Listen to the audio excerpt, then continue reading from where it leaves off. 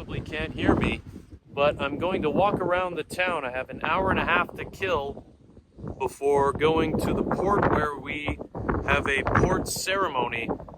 Going to be unveiling a plaque with some information on Icelanders who emigrated from this region to North America. And so I'm going to walk around the town. Over there is the cinema. You can see Bio in Icelandic, and it is the only cinema in East Iceland. And this town here, to get here, we had to go over this very high mountain pass, about 500 meters up, over the mountains that way from Seyðisfjörður, where we are staying tonight. And Seyðisfjörður is actually a bigger town than Seyðisfjörður here. I'm not sure from where, but there was avalanches, or rather mudslides, 2 years ago, which destroyed some parts of the town, I believe. The fjord is out that way, and it kind of winds through the mountains out to the sea. We'll maybe walk this way. This looks like some governmental house. Older building here. This could be like town hall, I would guess. Similar sort of official style building you'll see in Reykjavik or other municipalities. And up this way to the left is the church, which has the rainbow street and is very photogenic. And some river coming down from the mountains. It has been quite the landscape that we've been driving through to get here in East Iceland. And you can see a very beautiful day besides the wind, but probably about plus 15 Celsius. So very, very lucky with weather. And another beautiful little town in Iceland. All of the towns are so quirky and different. And large tree here. Back on the other side of the mountain is a name of one of the largest forests in Iceland, which I cannot pronounce right now, but working on it. And it is over by Seyðisfjörður. So reindeer introduced to Iceland late 1700s from Lapland, so in Norway. And they were brought here to be similar to how they utilize them there. You can herd them and use them for food. Eat reindeer meat. Now reindeer are the same as caribou, just differing subspecies and different names depending on where they're found in the world. Northern Canada, caribou. Northern Europe, reindeer. And they call them reindeer here, and the Icelandic word was like hrein, something rather. So I'm hopeful to see reindeer out in these regions. You can see a grocery store that we just passed here, and a bank, or an ATM, and a post office, and the electric scooters for rent, which are all over Iceland. And I'm surprised there's no electric car charging station there, but you really see those all over Iceland. Even in the most remote communities, seeing the electric car charging ports, which become mandated throughout Iceland and very developed. Empty tour bus. Okay, reindeer. Today, they exist only in the east. They're introduced to the entire island, the west as well, but they only maintain their populations in the east. There's this river that sort of geographically kind of cuts Iceland in half, and they today are only found on the east side of that river in various different regions. The herds would move around, but being a small island, they don't migrate, so they're hunted by humans. They have some management hunting system for managing the reindeer herds. As again, they would have no predator here. There was just Arctic fox in Iceland, no wolves. I'm hopeful that through our bus tours that be able to see some reindeer. I am overdressed. I should not be wearing this jacket, but maybe I can go back and leave it on the bus. It's a really warm day out. Good to get that vitamin D while you can in Iceland. Get vitamin D while the sun shines. So here is the Rainbow Street to the right, which leads up to the church. Another beautiful church, which is everywhere in Iceland. Yeah. I'm being called over for a photo, most likely. Yeah. So we thought you might like to go to the store here. They have your price line of sweaters. Okay, so I was just encouraged to go to one or two of these stores which have lopapeysa. Lopapeysa is the Icelandic sweater. And I've been looking for one here. But throughout all the areas we've been going to, they've been a little bit more pricey. I've set myself a budget for around 30,000 Icelandic kronas, which is about 300 Canadian dollars. And I always figured that coming out east here, prices would be a little bit better, less tourist areas. So they told me to check out this store, that I might have a better price range for a lopapeysa. I want just the basic gray and the pattern.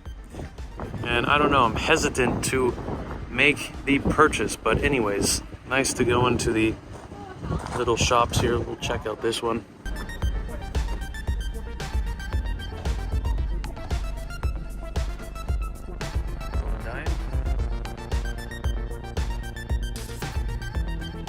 There's definitely better price range here for the lopapeysa, the Icelandic sweaters. More like around 20 to 30,000 Icelandic kronas, which is like 200 to 300 Canadian dollars. So much more reasonable. Whereas the other shops we were going to around the Golden Circle, which is also, could be just called Tourist Central.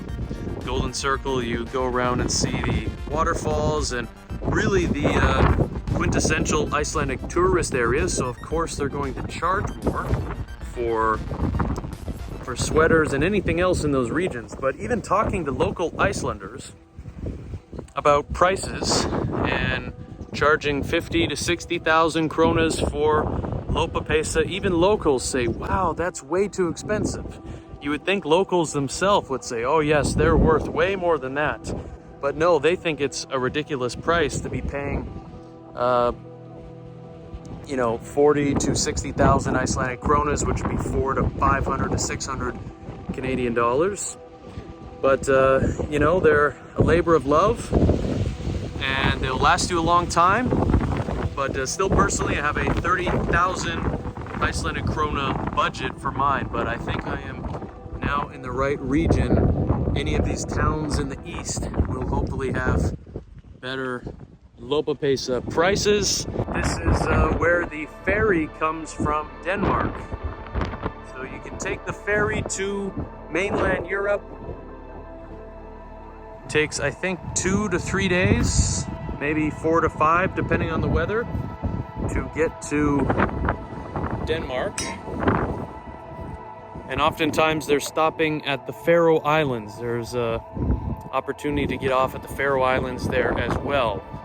And I think there is also some option that goes to the UK, but I think the main one that has weekly services here is to Denmark. And wow, it looks like actually I can walk around to the bus from here. It's connected from a bridge, so I'm not actually gonna have to walk all the way back around, so it's very nice. Gonna continue to explore a bit more. There's some industrial areas here for shipping. And the one cruise ship is leaving here, actually. There was 2 big cruise ships, and they're just pulling out. Massive cruise ships, which can house 1,000 to, I don't know, maybe 4,000 people. I think these sizes would be more about 1,000 to 2,000 people on board. But it also depends on their itinerary, whether or not they're full when they're coming here to Iceland. There's some cruise ships like this that just go around Iceland and stop at the different Icelandic ports. But I'll continue up around this way and head back for the Seyðisfjörður port ceremony. So here now, just in the harbor by where the cruise ships dock and where the ferry would come to port, just over here. Some interesting interpretation signs, just with some information about local people and their stories living within the community.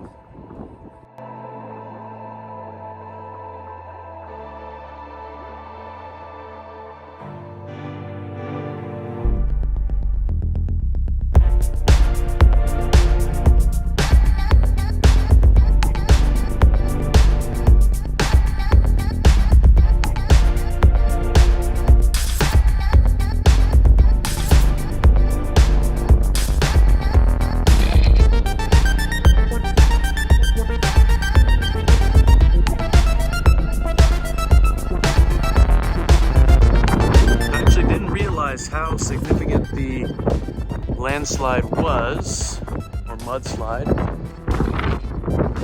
I don't think anyone died from it, thankfully, but just reading through those signs there, really significant damage to many of the houses, which is something you always think about with these mountains, with potential for erosion coming down from the mountains.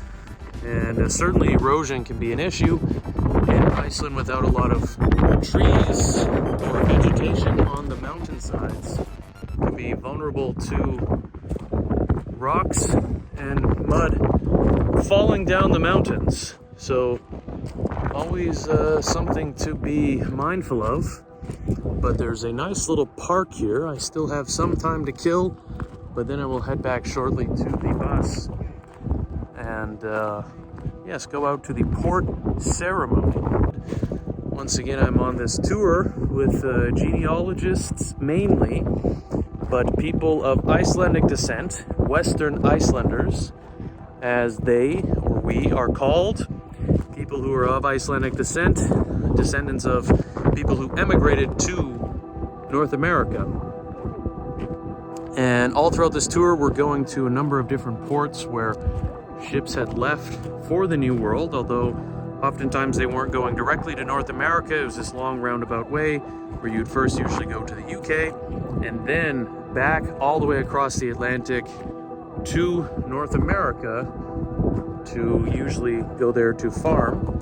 Settlers in the mid to late 1800s and early 1900s.